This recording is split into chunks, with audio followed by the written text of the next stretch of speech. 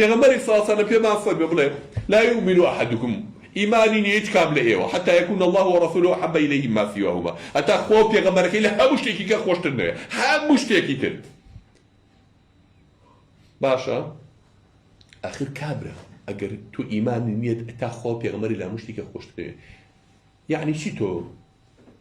بووی بە پیاوی کەسێ بووی بە عەبدی کەسێ بووی بە چڵکاڵخۆری کەسێک کە دوژمنی خوا پێغەمبەرەکەتە تو ئەم نەقم نوێژی خۆمەکەم و بەڕێخۆ تۆ بووی بە چڵکاڵخۆری ئەو تۆ بووی بە پیاوی زاڵم تۆ پاڵت دا بەوەوە تۆ دیفاع لەوەکەی تۆ خۆ بۆ ئەوەی بەکوشت تۆ شوێن ئەو کەوتی تۆ بەرنامەی ئەو جێبەجێ کرد تۆ بۆ ئەو هەڵەپەڕی تۆ چەپڵە بۆ ئەو لێی تۆ بووی بە عەبدی ئەو چی لا ماوە چی لای خوا ماوە بەتەمای چی کام لە ئێوە ئەگەر یەکێ بزانێت سەلامێکی و مناڵەکەی بکوژێ خۆشویستین کەسی تۆ مناڵەکەتە جگەر گۆشەکەتە معقولە بزانین منە مێ مناڵی تۆ بکوژم لە سەر یەگەڕن ئەو لاکی تۆ بکوژم یا براکە بکوژم تۆ بی دۆستایەتی من کەی لەگەڵ یەکێکمان درۆکە یا لەگەڵ براکە و مناڵەکە و درۆکە یا لەگەڵ منە شتی وانە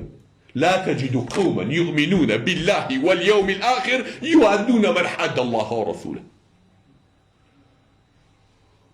نابين الله فأرزانية قومي كسانك بدوزي توا إيمانيا بخوا بقيامتها به بشن دوستاتي لقل كافر أبقى لقل نالا كافر لقل كي دجناتي خوايا أبقى من حاد الله ورسوله يكي بين رقبراتي لقل خوا بيغمر كافاسنا توشي دوستاتي أو كيت توشي نصرتي أو بيت الله إيمان ناري وان يرسل ذو إيمان نار بيه لا تجد قوما يؤمنون بالله واليوم الآخر يوادون من حاد الله ورسوله حتى أقل كيشبن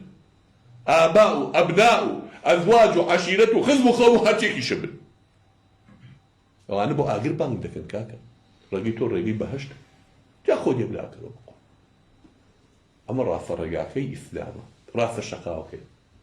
خواي قولة شريك قبول معك فرمي أنا أغنى الأغنياء أنا أغنى الشركاء عن الشرك أنا أغنى الأغنياء عن الشرك من عمل عملا أشرك فيه غيري تركته وشركه من دولمتين دولة من كان شريك قبول معكم تبعي خلقاني كم كي بشريكي من تشيو كي بشي الشريكي كي تابو بيما بو أو من نامه لا كاري كي بحسابي خو خير وشاكو كدو لا صايا نونوي بو الله بي لا صايا يكي بو الله نبي أياتو بتشرشات غالبي بو أو لا صايا كي من أو من نامه